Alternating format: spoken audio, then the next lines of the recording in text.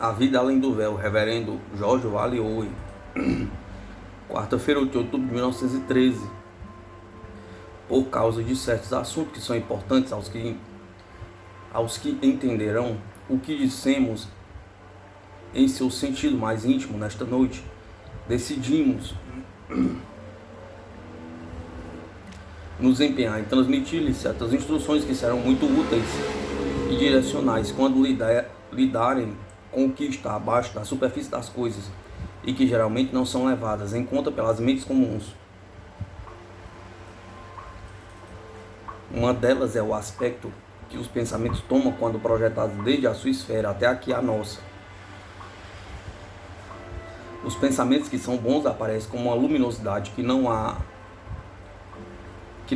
nos de menor santidade. Esta luz é emitida pela forma de pensamento daquele que pensa, e através das múltiplas irradiações de cores subdivididas, podemos chegar ao conhecimento de seu estado espiritual. Não somente se seu plano é o de luz ou trevas, e qual seria o grau de luz, mas também os pontos nos quais ele se supera ou tem menor alcance, em qualquer que seja a direção. É através disso que podemos colocar-lhe os guardiões que melhor podem ajudá-lo a fomentar o que já é bom nele e eliminar o que não é bom ou desejável. Através de uma espécie de sistema prismático, nós os classificamos subdividindo suas características. Desta forma, chegamos a nossas conclusões que são baseadas nos resultados. Na vida daqui, um método como esse não é necessário, já que ele é concernente ao corpo espiritual. E aqui, claro, este corpo é patente a todos. E sendo um perfeito relato do espírito, demonstra suas características. Apenas posso dizer que as cores das quais falei aqui se apresentam em forma graduada em nossa roupagem. Aos que dominam sobre outras, servem para nos classificar dentro das mais variadas esferas e graus. Mas os pensamentos que são o efeito da ação do espírito são vistos pelo efeito que, por sua vez, produzem no ambiente daquele que pensa. E não são apenas vistos, mas também sentidos ou sensibilizados por nós de uma forma mais acurada e intensa do que entre vocês. Seguindo esta linha de raciocínio, naturalmente, você verá que quando pensamos qualquer coisa muito intensamente, nossos desejos podem produzir uma manifestação exterior que realmente é objetiva aos que a contemplam. Dessa maneira são produzidos muitos efeitos maravilhosos. Pergunta: pode me dar um exemplo para ilustrar? Sim, vai ajudá-la a perceber o que queremos dizer. Um grupo de amigos meus e eu, que havíamos sido instruídos neste conhecimento, encontramos-nos para vermos o quanto havíamos progredido e resolvemos fazer uma experiência para isso. Selecionamos um bosque no meio de uma linda floresta e, como teste, todos decidimos desejar uma coisa em particular para vermos se seríamos competentes. O que escolhemos foi a produção de um fenômeno em campo aberto, que deveria ser sólido e permanente para que pudéssemos examinar o resultado depois. Deveria ser uma estátua de um animal como um elefante, mas um pouco diferente, um animal que temos por aqui, mas que não habita mais na terra. Todos nós nos sentamos em torno do espaço aberto e concentramos nossas vontades no objeto a ser produzido. Este apareceu bem rapidamente, ficou ali diante de nós. Ficamos muito surpresos pela rapidez do resultado, mas, do nosso ponto de vista, havia dois defeitos. Era grande demais, já que falhamos em não regular a combinação de nossas vontades numa proporção correta. Também ele parecia muito mais um animal vivo que uma estátua, já que muitos de nós puseram em suas mentes um animal vivo, com sua colaboração, e então a mistura final resultou em algo entre pedra e carne. Também muitos pontos ficaram desproporcionais, a cabeça grande demais e o corpo pequeno demais, e assim por diante, mostrando que poder demais havia sido concentrado em algumas partes e de menos em outras, e assim percebemos nossas imperfeições e aprendemos a remediá-las. Em todos os nossos estudos, experimentamos e então examinamos o resultado e tentamos de novo. Fiz isto na hora certa. Tiramos nosso pensamento da estátua produzida desta forma e, conversando juntos, ela gradualmente desapareceu. E então estávamos prontos e ajustados para nossa nova tentativa. Decidimos não selecionar o mesmo modelo de antes, ou nossas mentes provavelmente iriam em direção a aproximadamente o mesmo local. Escolhemos desta vez uma árvore com frutas, algo parecido com uma laranjeira, mas não ela em si. tivemos mais sucesso desta vez. Os principais pontos de falha foram que algumas frutas estavam maduras e outras ainda não, e as folhas não estavam da cor correta, nem os galhos corretamente proporcionais. E portanto tentamos uma coisa após a outra, e nos punhamos cada vez mais capazes a cada tentativa. Você pode imaginar a festa em um estudo desse, e as risadas e o bom humor que vinham dos nossos erros. Estes que estão próximos a você e que pensam que nesta vida de cá jamais fazemos piadas e que nem mesmo rimos, um dia terão que revisar suas ideias, ou estranharão nossas companhias, ou talvez nos estranharemos, mas logo eles aprenderão sobre o amor destas paragens, onde podemos ser perfeitamente naturais e restritos, e sem dúvida somos compelidos a isso, se quisermos ser aceitos em grupos respeitáveis, como diriam vocês. Temo que seja o contrário do que acontece na Terra, não é? Bem, vivendo e aprendendo, e os que vivem nesta vida e não meramente existindo, ou pior, aprendem bem rapidamente. Quanto mais aprendemos, mais nos maravilhamos com as forças a nosso comando. Pergunta: Astriel, que veio ontem e está aqui agora? Não esta noite, mas estará sem dúvida aqui de novo, se assim o desejar. Obrigado, mas espero que vocês venham e escrevam também. Assim, faremos isso, já que é prática tanto para nós quanto para você, já que ao impressionarmos você, estamos aprendendo a usar nossas vontades e poderes de uma maneira similar àquela que acabei de descrever. Você não vê as imagens do que estamos contando em sua mente? Sim, algumas vezes bem vivida, mas não tinha pensado nisso. Ah, bem, meu menino, você vê agora, não é? Que temos um objetivo ao escrevermos o que decidimos. Todo o tempo você esteve pensando que era bem inconsciente, inconsistente, e talvez o fosse, não diremos o contrário. E estava imaginando para que lado tenderia, e mentalmente ficou um pouquinho aborrecido. Diga-me, não ficou, querido? Bem, estivemos sorrindo todo o tempo, e agora você entenderá que esteve interpretando nossos pensamentos, mais ou menos, enquanto os enviamos a você. E o objetivo era explicar-lhe como estas cenas apareceram diante de você, tão vividas e reais, como as descreveu.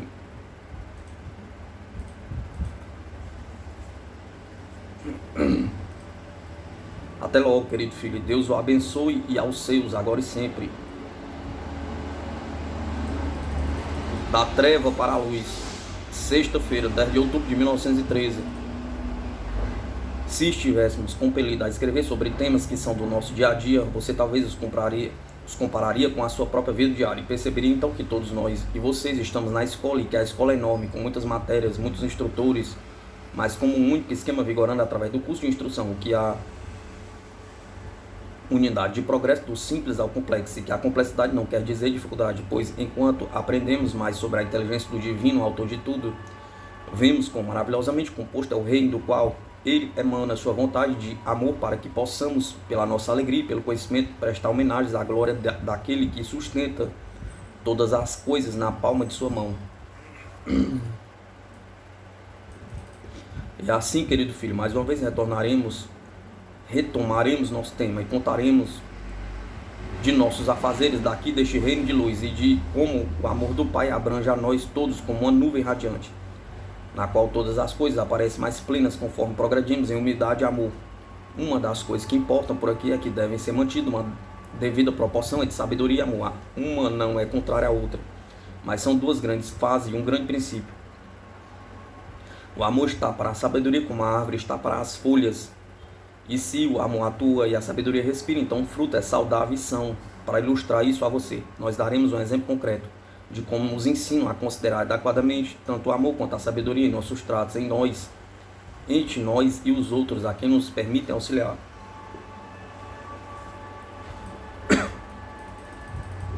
Deram-nos uma tarefa a cumprir pouco tempo atrás, na qual um grupo nosso de 5 pessoas deveria ir a uma colônia em uma parte bem distante daqui, e ali perguntar a eles qual seria o melhor meio pela qual a ajuda poderia ser dada aos da terra que estivessem com dúvidas ou assombrados quanto ao amor de Deus. Ficamos muitas vezes embaraçados por nossa falta de experiência em tratar de tais casos que, como se sabe, são muitos. O diretor do colégio era um homem que na vida terrena havia sido um político de muita competência, mas sua fama não era tão grande, e foi somente quando ele veio para cá que ele achou lugar para os seus poderes. Entendeu que a Terra não era um único campo no qual o treinamento terrestre poderia ser posto em prática e efetivar-se no reino de Deus. Apresentamos a ele o objetivo de nossa missão, e ele foi muito cortês e bondoso, apesar de seu cargo elevado. Suponho que vocês o chamariam de anjo, e de fato, se ele pudesse vir à Terra assumindo visibilidade, seu brilho inspiraria devoção. Ele é muito bonito, tanto em aparência quanto sua face. Radiante, brilhante e luminosa seria a melhor forma de descrevê-lo. Ele nos ouviu e nos encorajou sempre com sua palavra sutil e encaramos nossas dificuldades e nós esquecemos de que estávamos com alguém de tão alto plano e conversávamos sem medo ou restrições. Então ele disse: bem, meus queridos alunos, já que são bons o bastante para serem por um tempo, o que me disserem é muito interessante e também muito comum no trabalho em que estão se empenhando. Agora, se eu lhes resolvesse todos os problemas, voltaria ao seu trabalho com corações leves, mas achariam que a solução, quando tivesse que decidir por ela, estaria com muitas imperfeições na apresentação, porque justamente esses pontos que são mais necessários para serem lembrados são os pequeninos, fatos que podem ser melhor aprendidos pela experiência. A experiência é a única coisa que pode mostrar-lhe a quão grandiosa estas pequeninas coisas são. Venham, portanto, comigo e vou ensiná-los o que é necessário para que aprendam da melhor maneira. Assim fomos com ele, e ele nos levou para os campos que circundavam a casa, e ali vimos que havia jardineiros que cuidavam das frutas das árvores frutíferas, fazendo o trabalho normal de um jardim. Ele nos levou longe pelos caminhos, parando aqui e ali, através da plantação de árvores e arbustos, onde pássaros cantavam e pequeninos animais peludos brincavam por toda parte. Finalmente chegamos a um córrego, e ao lado havia um caramachão de pedra que me fez lembrar uma miniatura de um templo do Egito. E ali encontramos com ele. Sentamos-nos num local embaixo de um emaranhado de plantas floridas de diferentes cores. E ele sentou-se em outro banco, perpendicular ao nosso. Desenhando no chão em traços entalhados havia uma planta. E ele apontou para ela dizendo: bem, esta é a planta de minha casa e destes campos por onde os conduzi até aqui. Aqui está marcado este pequeno lugar onde estamos sentados. Andamos, como podem ver, uma longa distância desde o portão onde os encontrei.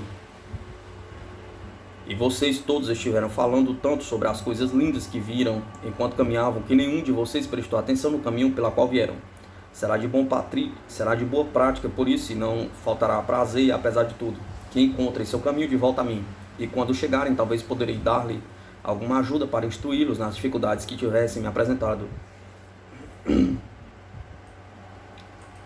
Dito isso, ele nos deixou e ficamos nos olhando uns aos outros, e então caímos na gargalhada, rindo de nós mesmos por termos sido tão ingênuos em não nos questionarmos qual seria o propósito dele em nos trazer a este lugar, por caminhos tão tortuosos. Então examinamos a planta muitas vezes e era toda de traços e triângulos e quadrados e círculos, e pouco podíamos fazer a princípio.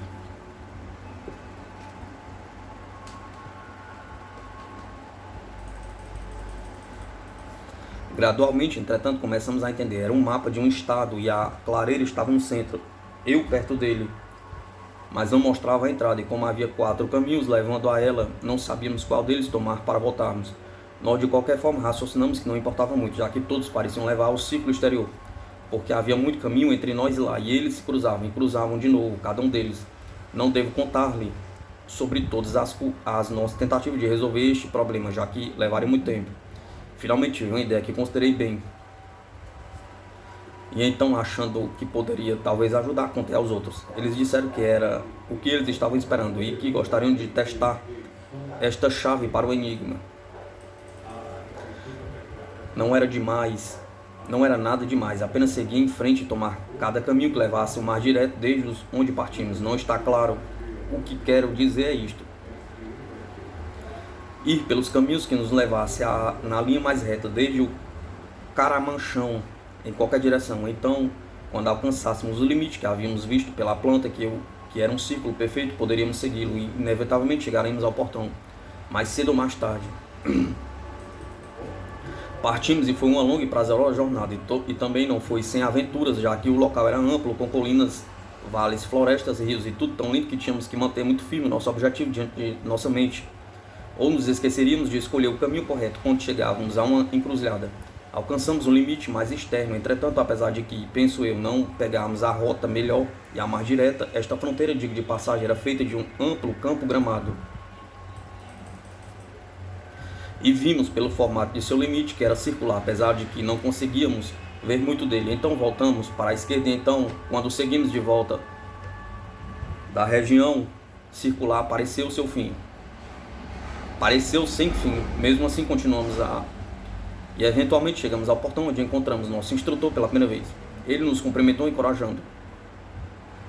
E fomos até um terraço diante da casa e então contamos a ele nossas aventuras, muitas mais do que as narrei a você. E ele nos escutou como da primeira vez. E então disse: bem, vocês não saíram tão mal, já que atingiram seu objetivo, retornaram a este portão, e agora devo contar-lhes sobre a lição que aprenderam.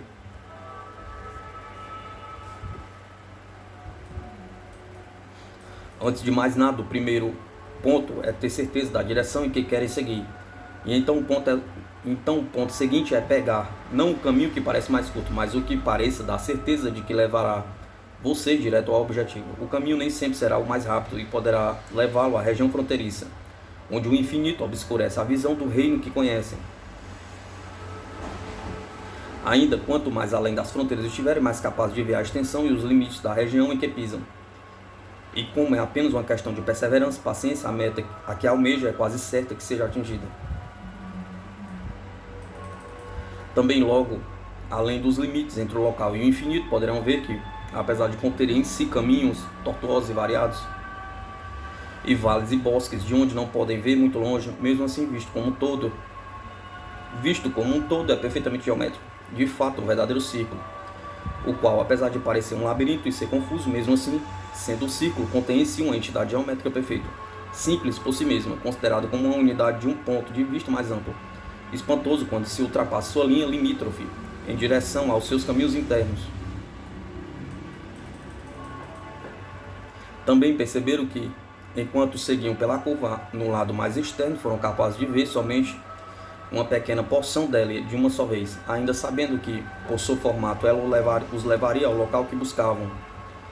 Ficaram contentes ao seguirem por ela numa fé baseada em conclusões raciocinadas e suficientemente verdadeiras.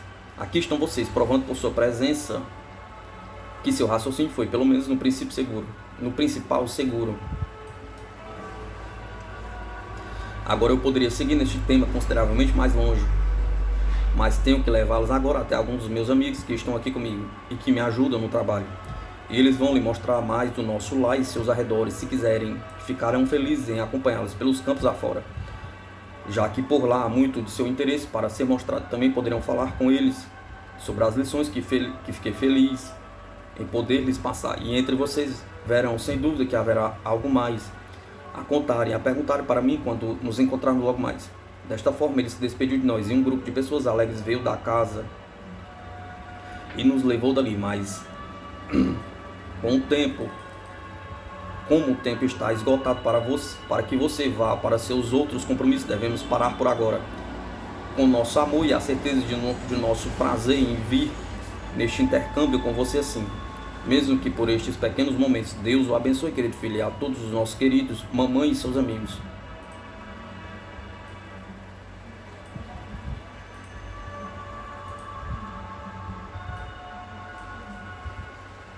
Sábado, 11 de outubro de 1913. Na noite passada, em nossa visita, podemos apenas lhe passar um resumo de nossa visita à casa de nosso instrutor. Por causa do tempo escasso, continuaremos agora e relataremos algumas de nossas experiências naquela região.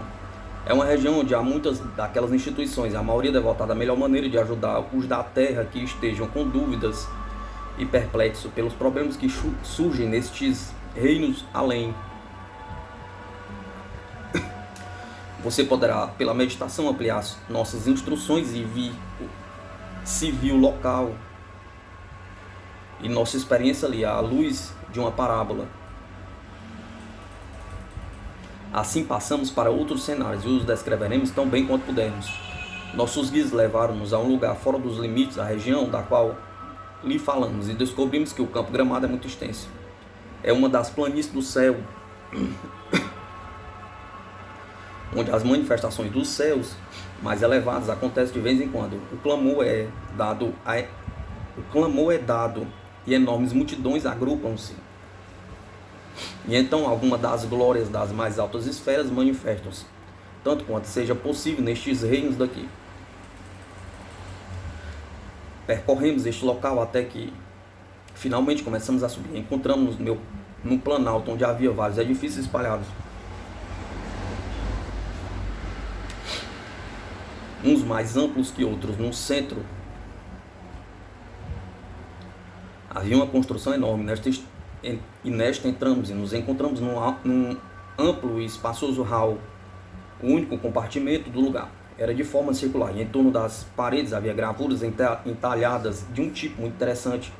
Nós a examinamos e vimos que representavam os corpos celestes, um deles a terra, mas não eram fixos, giravam em torno de eixos, metade para dentro, metade para fora da parede. Também havia modelos de animais, árvores e seres humanos, mas todos se movendo, a maioria presos em pedestais, em nichos ou alcovas. Perguntamos o significado de tudo e nos foi explicado que era uma instituição puramente científica.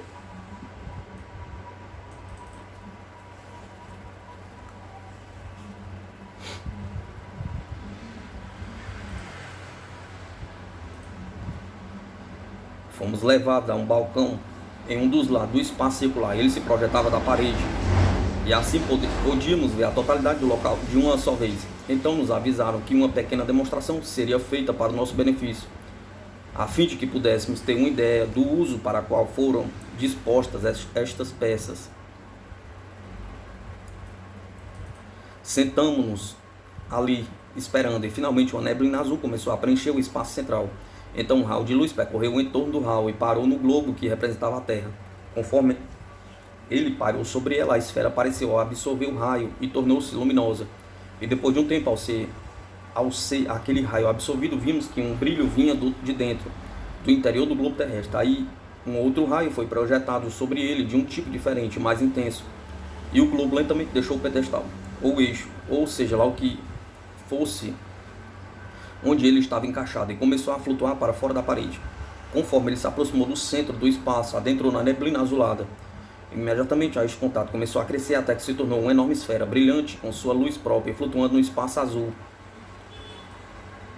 Era maravilhoso demais. Bem lentamente, girou em torno de seu eixo, evidentemente da mesma forma que a Terra faz, e podemos ver os continentes e oceanos. Eles eram de forma plana, como nos globos terrestres usados na Terra. Porém, à medida que girava, as formas começavam a assumir um aspecto diferente. As montanhas e as colinas começaram a se elevar, e as águas brotaram e fluíram torrenciais. E nesta hora vimos miniaturas de cidades, e cada detalhe das construções, ainda mais detalhado, tornou-se este modelo da Terra, até que podemos ver as próprias pessoas, primeiramente em multidões, depois individualmente. Será muito difícil que você entenda que num globo de aproximadamente talvez 80 a 100 pés de diâmetro, pudéssemos ver os homens e os animais individualmente. Mas isso é parte da ciência desta instituição. Permite que estes detalhes sejam vistos individualmente. Ainda mais distinta tornaram-se estas maravilhosas cenas, e enquanto o globo girava, vimos homens apressados nas cidades e outros trabalhando nos campos. Vimos os espaços amplos das campinas, desertos, florestas, os animais rugindo nelas, e conforme o globo girava, vimos os oceanos e os mares, alguns muito plácidos e outros revoltos e ruidosos, aqui e ali um navio, e toda a vida da terra desfilou diante de nossos olhos. Assistimos isso durante muito tempo, e nosso amigo que pertencia a este departamento falou conosco, estando ele embaixo do balcão onde nos sentamos. Ele nos contou que o que víramos era a Terra da forma que estava naquele momento, se desejássemos. Ele nos mostraria algo, agora a regressão das eras desde o presente até o início do ser humano, como um ser inteligente.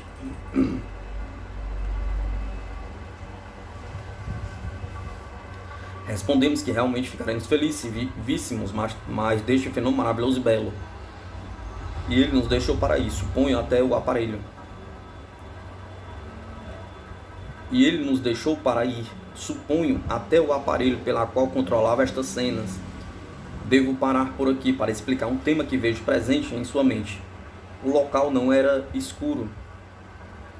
mas iluminado em todos os lugares, mas o globo em si brilhava com uma intensidade extra tal que, apesar de não ser uma sensação desagradável, obscurecia tudo que fosse exterior à nuvem azul. Nuvem esta que parecia ser a circunferência da radiação refulgente emitida pelo globo. Logo então as cenas começaram a mudar na esfera girando e fomos levados de volta a milhares de anos na vida da Terra, com as gerações dos homens, dos animais e da vida vegetal que existiram desde o presente até a época em que os homens acabavam de sair da floresta para assentarem-se em colônias nas planícies. Devo explicar aqui que a história não seguiu como os historiadores fazem. Estes fenômenos não foram de nações ou séculos, mas de éons e espécies. Os períodos geográficos desfilaram diante de nós e foi muito interessante observar aquilo que os homens chamam de idade de ferro e idade da pedra, a glaciação, as enchentes e assim por diante. E aqueles de nós que conheciam o suficiente para segui-las perceberam que estas idades foram arbitrariamente chamadas desta forma. A glaciação, por exemplo, deve descrever corretamente o estado das coisas de uma ou duas regiões da Terra, mas não significa que houve gelo em todos os lugares, como verificamos enquanto girou a esfera. Também percebemos que muito frequentemente um continente estava em uma era e outro em outra era, na mesma época. A exibição terminou. Entretanto, quando a Terra já estava bem evoluída, como já disse, o advento do homem já era um fato consumado. Quando já satisfizéramos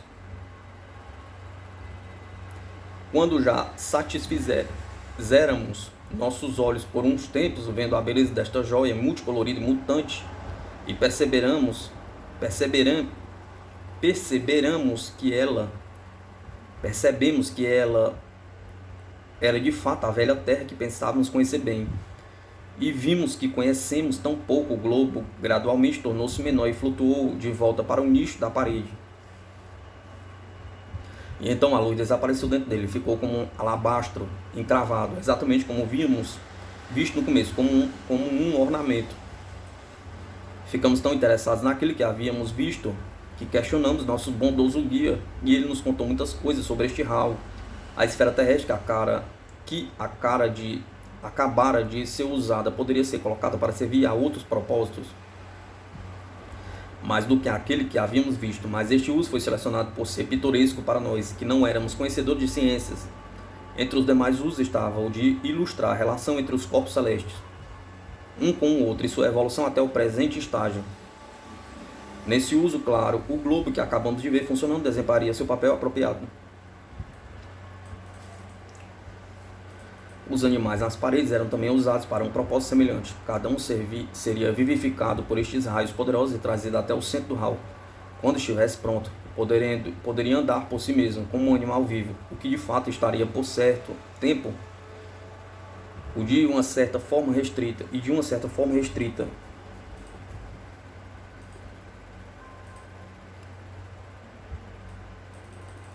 Quando ele subia numa plataforma no espaço central, era tratado pelos raios amplificadores, como posso chamá-los, já que não sei o seu nome científico, e por outros que os tornariam transparente. Todos os órgãos internos do animal tornaram-se plenamente visíveis aos estudantes reunidos.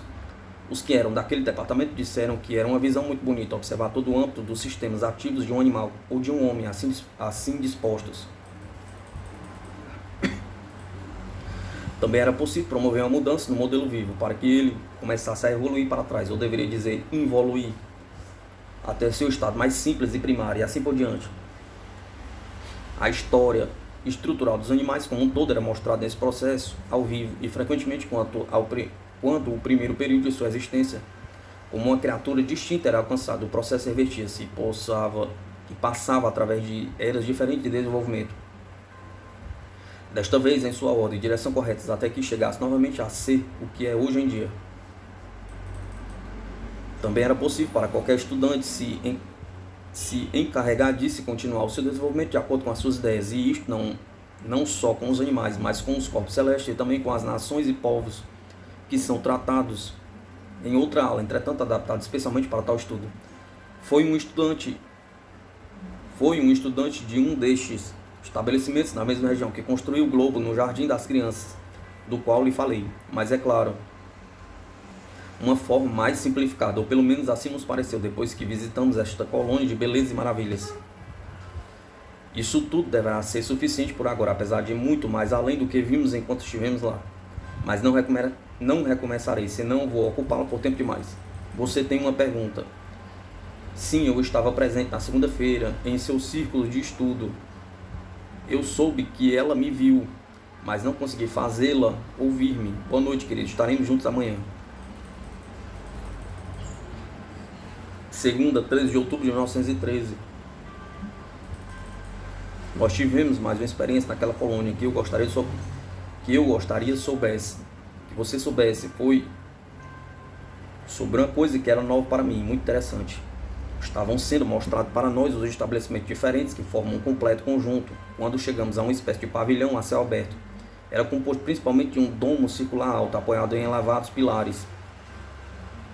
E o espaço interior era aberto, no centro da plataforma, a qual subimos por um lance de escadas que estava em torno de todo o prédio. Havia uma espécie de altar quadrado de 4 pés de altura e 3 pés de aresta na base. Ali estava uma placa, algo como um relógio de sol, enfeitado com linhas, símbolos e figuras geométricas diferentes. Sobre o centro do domo havia uma abertura que levava, como nos disseram, a uma câmara onde os instrumentos usados ali eram controlados. Pediram-nos que ficássemos em torno do mostrador. Desta forma eu o chamarei. E o nosso guia nos deixou ali. Saindo, subiu em cima do domo, entrando no compartimento acima de nós. Não sabíamos o que ia acontecer e por isso ficamos encarando o disco. Nesta hora o lugar mudou de aspecto, o ar pareceu mudar de intensidade. E quando olhamos para cima de nós, vimos que a abóbada desaparecera e entre os pilares estendeu-se o que pareceu ser uma textura em forma de cortinados, e eles eram de matizes variados, todos entrelaçados, e quando olhamos em torno pareceu que se separaram por cores e então tomaram formas mais definitivas. Isto continuou até que nos vimos numa floresta cercados de árvores, balançando-se gentilmente pela brisa. Então os pássaros começaram a cantar e vimos sua plumagem brilhante à medida que voavam de uma árvore à outra. Gradualmente vimos a distância aumentar entre as árvores e pudemos enxergar a floresta por dentro. O domo havia sumido também e o céu estava aberto sobre nós, exceto onde as árvores cobriam-nos como um dossel. Voltamos ao altar e ao disco. Estavam ainda em seus lugares, mas as figuras e os signos do altar estavam agora brilhando como uma luz que parecia vir de dentro dele. Então ouvimos a voz de nosso guia dizendo-nos lá de cima que observássemos e tentássemos ler a placa. Quase nada pudemos fazer a princípio, mas finalmente um do nosso grupo, que era mais inteligente que os demais, disse que os signos eram verdadeiramente representações dos vários elementos que compunham os corpos animais e vegetais dos reinos espirituais.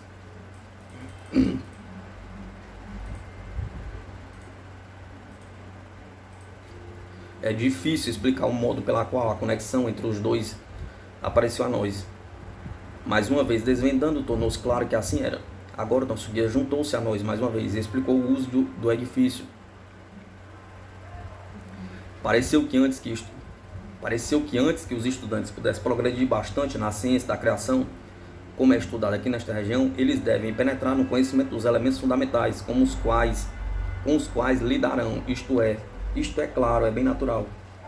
Este prédio é um dos primeiros onde eles vêm estudar na mesa ou mostrador a uma espécie de registro dos elementos, dos quais o estudante lá em cima, na câmara, onde os instrumentos de controle estão, pode ver a combinação dos elementos que ele fez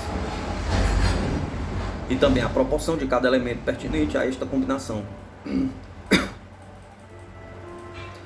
Nosso guia era bem adiantado nesta ciência e idealizou a cena da floresta com muita perícia, conforme os alunos vão progredindo. Capacitam-se gradualmente a atingir o resultado que esperam sem o aparato científico que no início foi necessário. Instrumento após outro são deixados para trás, até que finalmente sejam capazes de dependerem somente de suas vontades.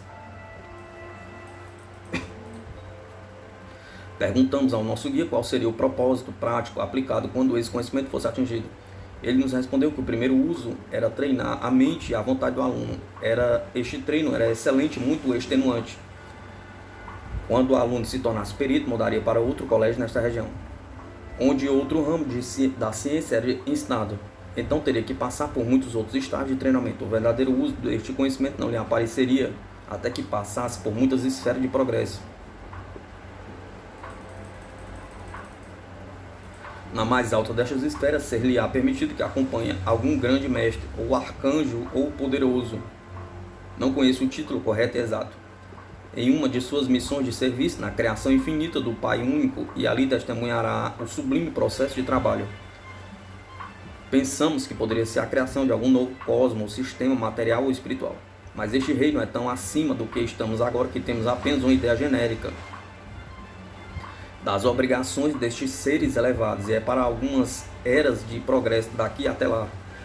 Se nossas estradas estiverem na direção desse sistema particular dos céus, e a chance indica que para nós, 5 mulheres que visitamos o lugar que estou descrevendo, nosso caminho progressivo leva-nos a outros rumos.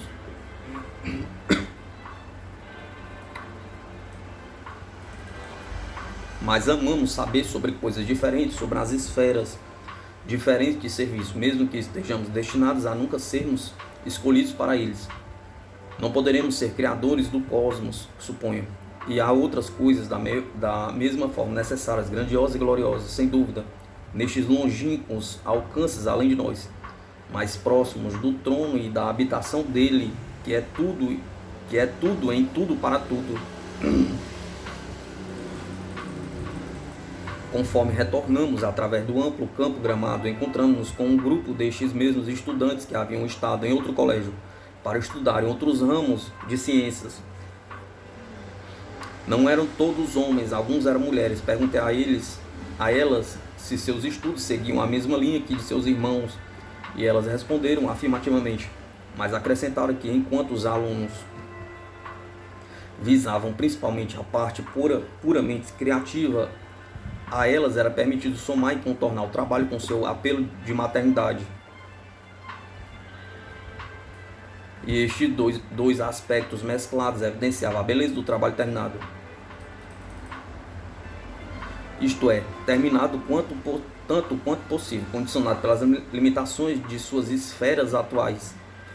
Porque aqui não eram esferas de muita perfeição nas realizações como eram, com o progresso estas esferas mais altas. Nesta hora voltamos para a primeira colônia, onde encontramos nosso instrutor da região circular. Pergunta: por que não me dá seu nome? Seu nome era Arnold, mas estes nomes soam estranhamente aos ouvidos terrestres, e as pessoas estão sempre tentando descobrir-lhe algum significado. Eis o porquê de ficarmos sempre constrangidos ao dá-lo. Os significados são, na maioria, incompreensíveis a vocês.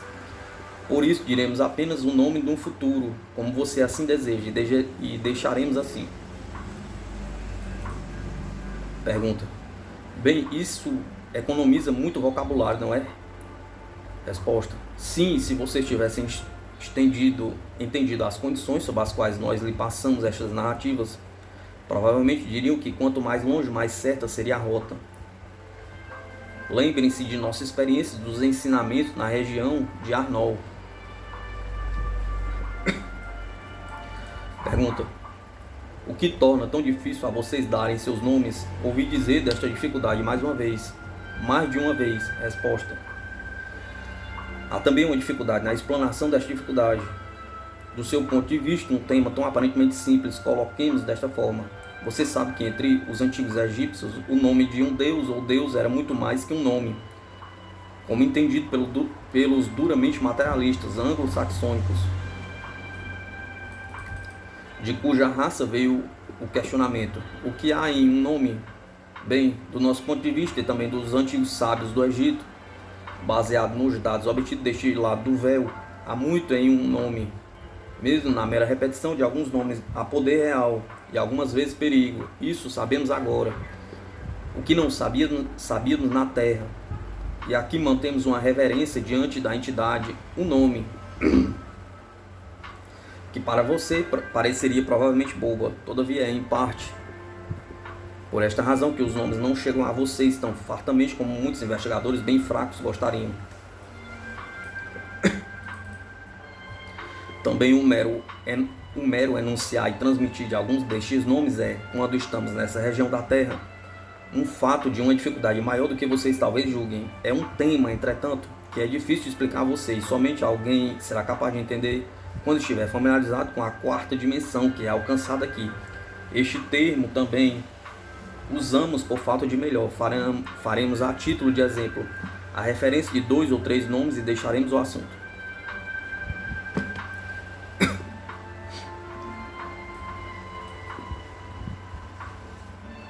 Um foi a entrega a Moisés do nome do grande oficial do Supremo que o visitou. Moisés pediu seu nome e o obteve, e nele nem ninguém mais até o dia de hoje foi capaz de dizer o seu significado. Aí o anjo menor que veio a Jacó pediu seu nome e foi-lhe recusado. Os anjos que vieram a Abraão e aos outros do Velho Testamento raramente deram seus nomes. Da mesma forma, no Novo Testamento, a maioria dos anjos que vieram ministrar aos moradores da terra são chamados assim simplesmente, e onde o nome é dado, como no caso de Gabriel, é pouco entendido quanto ao seu significado mais íntimo.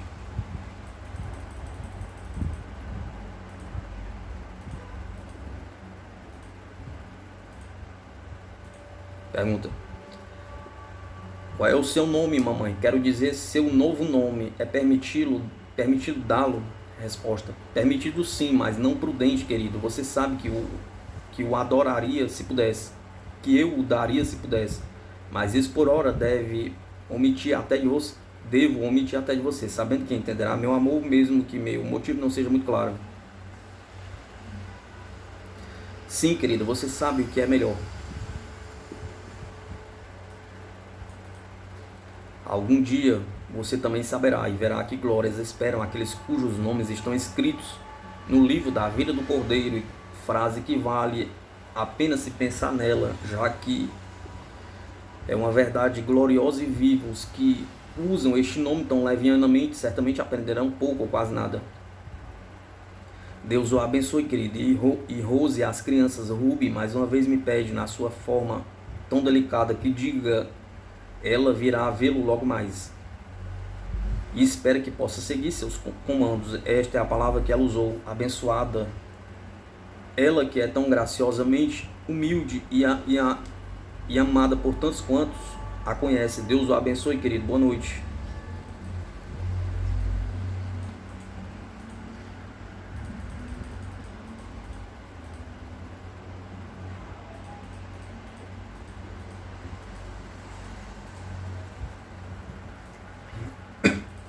Quarta-feira, 15 de outubro de 1913.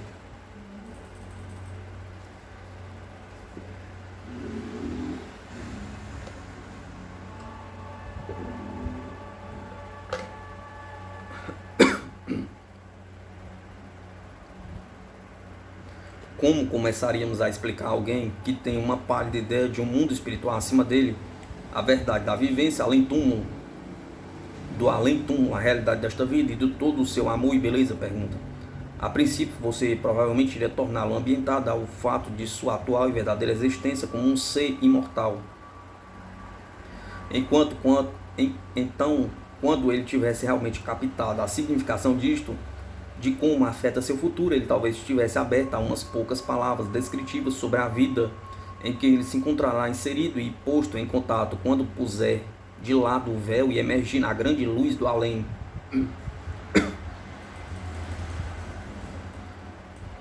Assim pensamos que se os homens pudessem apenas entender que a vida que agora vivem é vida sem dúvida e não uma efêmera existência, eles ficariam mais inclinados em levar mais em conta as palavras dos que provaram por eles mesmos a realidade desta vida eterna e individual, e também a bênção que espera pelos que na terra são capazes de lutar e superar.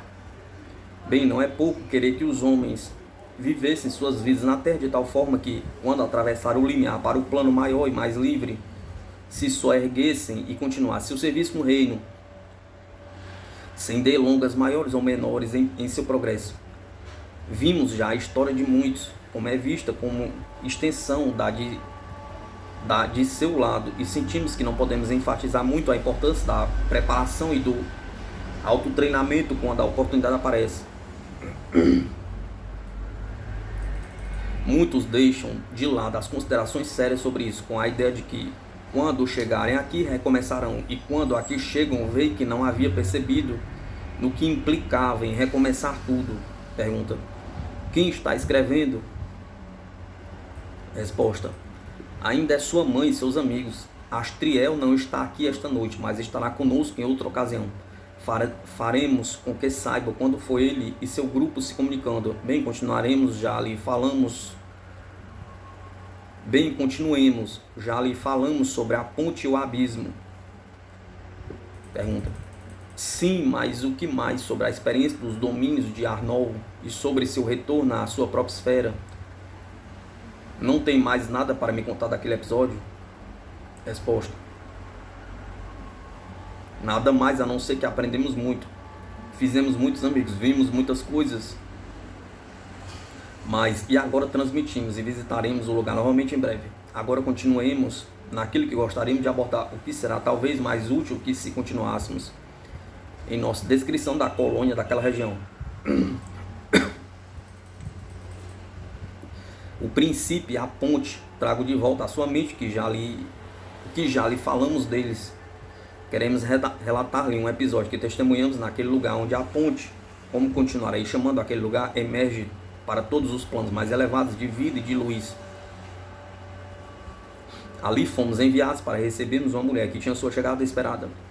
Tendo já travado sua luta naquelas regiões apavorantes e escuras que ficam baixo da ponte, ela não viera pela grande estrada, mas através dos horrores, da escuridão e da depressão daquelas regiões inferiores. Conosco viera um alto anjo de uma esfera acima da nossa, que estava especialmente comissionado para esta esfera. Era uma das irmãs angélicas que organizam nossos lares quando os socorridos são recolhidos. Pergunta: pode dar-me seu nome? Resposta: Byrne. Não conseguimos transmitir-lhe.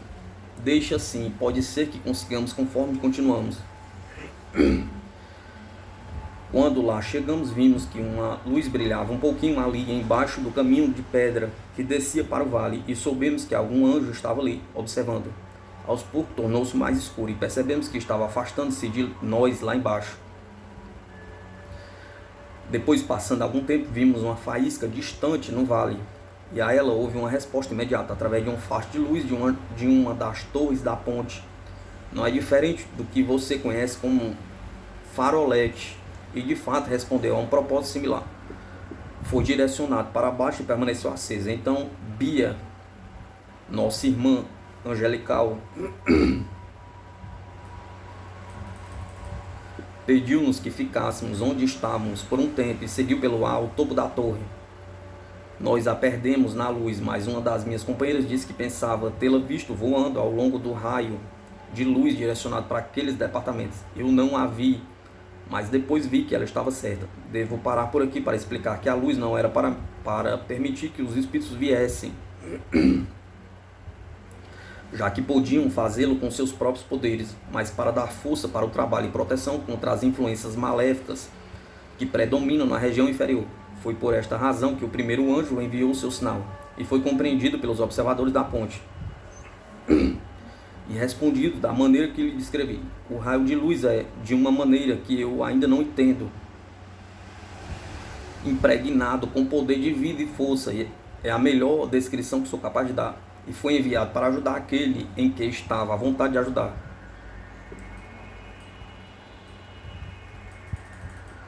Aos poucos vimos os dois retornando. Ele era um anjo forte, mas parecia fatigado, e soubemos depois que ele encontrara um grupo de espíritos muito malignos que fizeram o que podiam para retomarem a mulher de volta entre eles. Eis o porquê dele ter precisado de ajuda. Ele andava de um lado e ela andava do outro da pobre.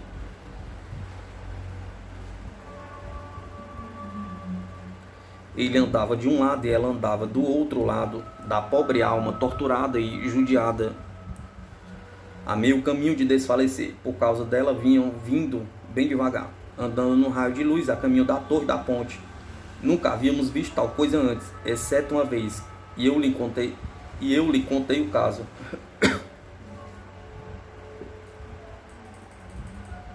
Estou falando do pavilhão de luz e a reunião de pessoas de cores muito variadas nas roupagens.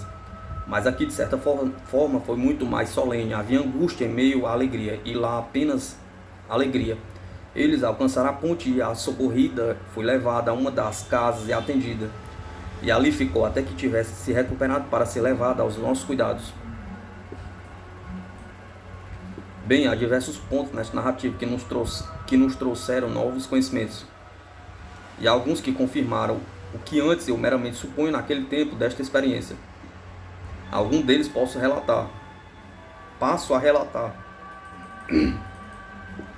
É um erro pensar que anjos, mesmo do nível destes dois que foram para lá a fim de socorrer aquela pobre mulher, são incapazes de sofrer. Eles sofrem realmente e frequentemente. E é possível aos maliciosos feri-los quando este se aventura na região daqueles. Teoricamente, não vejo por que os malignos prevaleceriam até tê-los sob seu poder.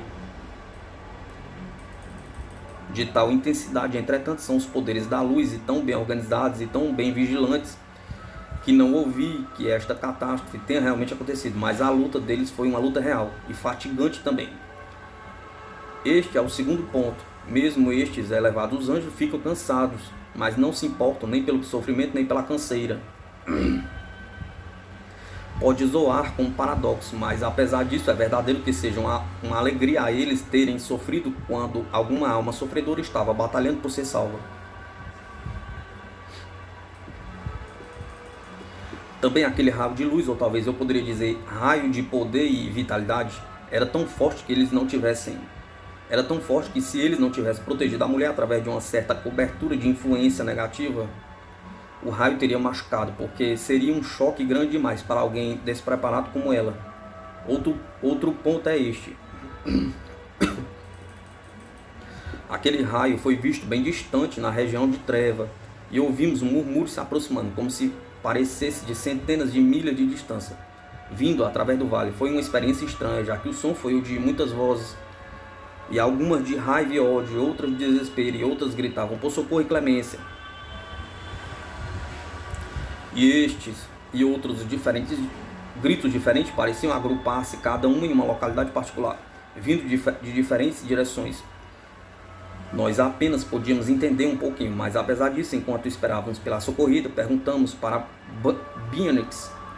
Temo não poder fazer melhor que isso, pois por isso assim ficará. Nós a chamaremos de Bianix, mas não parece correto quando acabo de escrever.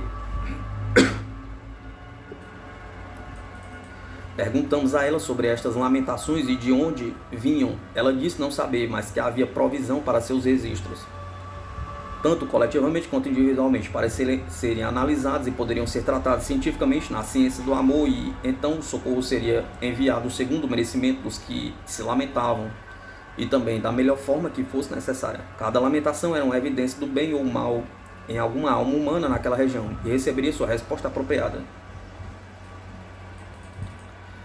Quando a mulher nos foi encaminhada, primeiramente a deixamos descansar e a circundamos com uma influência repousante e silenciosa. E então, quando ficou fortalecida o suficiente, nós a levamos a uma casa onde está sendo cuidada e atendida. Não fizemos perguntas quaisquer, mas deixamos que ela falasse o pouco que pôde. Mas descobri que a pobre coitada tinha estado nas trevas por mais de 20 anos. Sua história de vida na Terra eu já havia lido parcialmente, mas não o suficiente para fazer uma narrativa conexa. E não é bom relembrar tão vividamente aos que ela deixou na Terra tanto tempo atrás. Eles usualmente têm que se esforçar para voltarem ao presente, vindos de experiência na vida espiritual, para entenderem na relação com o todo, causa e efeito, semeadura e colheita, tudo explicado. Isto é o que basta por agora. Boa noite, querido, e as bênçãos de Deus e nossas orações estarão contigo. Possa Ele mantê-lo em sua paz. Amém.